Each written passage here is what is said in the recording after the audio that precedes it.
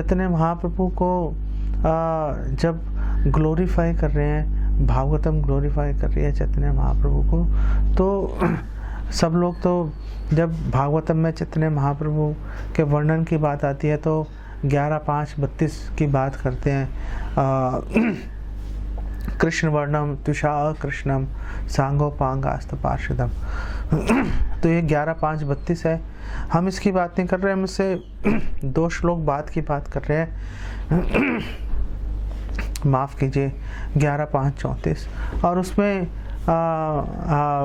11:5:34 में भागवतम में लिखा है, त्यक्त्वा सुदुस्त्यज सुर ईप्सित राज्य लक्ष्मीम धर्मिष्ठ आर्य वचसा यद अगाधरण्यम मायामृगम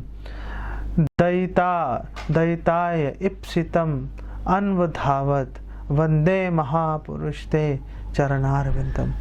और इसका अनुवाद इस प्रकार है कि हे महापुरुष, चैतन्य महाप्रभु को संबोधित करके ये बात बोली जा रही है कि हे महापुरुष, मैं आपके चरणों की वंदना करता हूँ।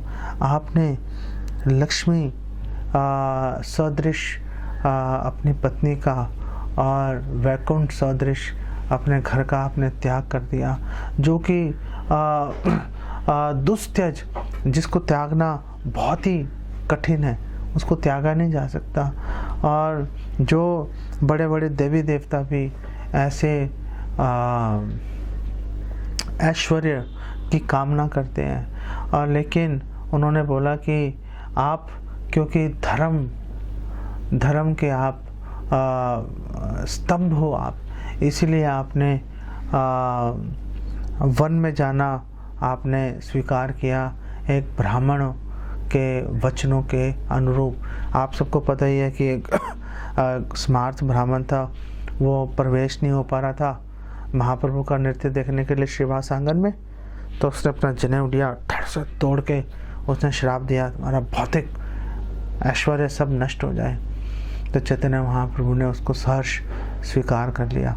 इसलिए यहाँ पर बोला गया आर्य वचसा, कि एक जो ब्राह्मण है उसने जो श्राप दिया, उस श्राप के उसको इस्तेमाल करके, उसका प्रयोग करके आपने संन्यास आश्रम ग्रहण कर लिया।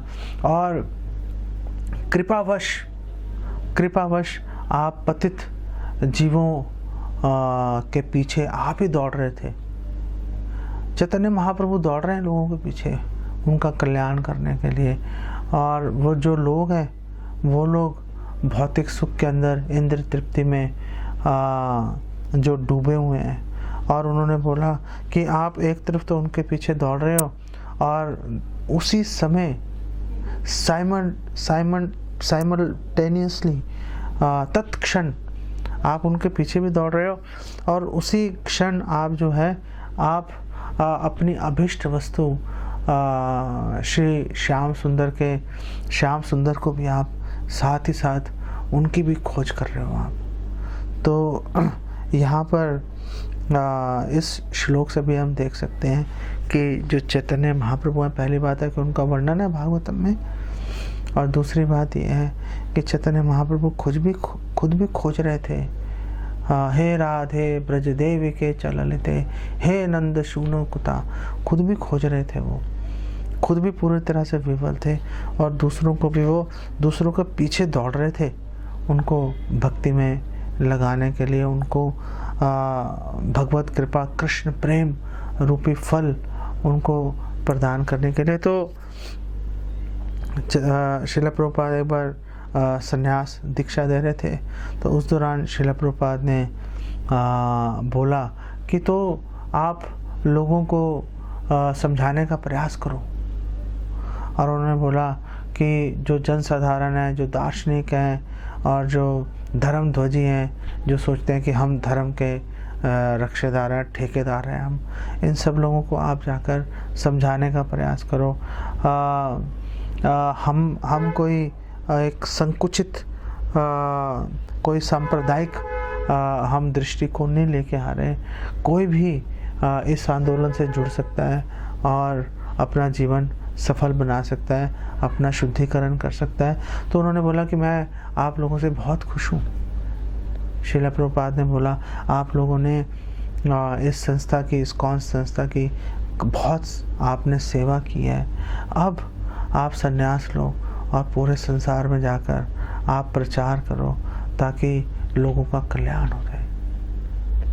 तो आप संस्था में रह रहे हो, आप संस्था की सेवा कर रहे हो, बहुत अच्छी बात है, लेकिन आप अपने घर और अपने शरीर के प्रति पूजा लाभ प्रतिष्ठा को आप ठोकर मारो, उसके प्रति उदासीन होकर अब समय आ गया है आप सब लोगों के लिए कि आप आगे बढ़ो और श्रील प्रभुपाद की शिक्षा को, महाप्रभु की शिक्षा को, श्री चैतन्य मनोभीष्टम, जो महाप्रभु की इच्छा है, जो प्रभुपाद की इच्छा है, उसको आप पूरी करने के लिए आप कदम बढ़ाओ और लोगों के कल्याण के लिए, कल्याणार्थ काम करो। केवल अपना जीवन सार्थक करना पर्याप्त नहीं है, आपको आगे बढ़ना पड़ेगा। और ये जो श्लोक हमने बताया आपको 11.5.34, इतना विचित्र श्लोक है कि ये श्लोक एक ही समय में चैतन्य महाप्रभु के बारे में भी वर्णन कर रहा है और भगवान कृष्ण के बारे में भी वर्णन कर रहा है और भगवान राम के बारे में भी वर्णन कर रहा है। और हमारे आचार्य कह रहे हैं कि इसी श्लोक को ध्यान में रख के जो भक्त हैं वो चैतन्य महाप्रभु के षटभुज रूप की पूजा करते हैं, जिसमें चैतन्य महाप्रभु भी समाहित हैं, भगवान कृष्ण भी हैं और भगवान राम भी हैं। जो षटभुज रूप चैतन्य महाप्रभु ने सार्वभौम भट्टाचार्य को दर्शन उन्होंने दिए थे षटभुज रूप के अंदर, तो इसीलिए भक्त जो हैं वो महाप्रभु के षटभुज रूप का पूजा करते हैं। ऐसे हमारे आचार्यों का मत है। भक्त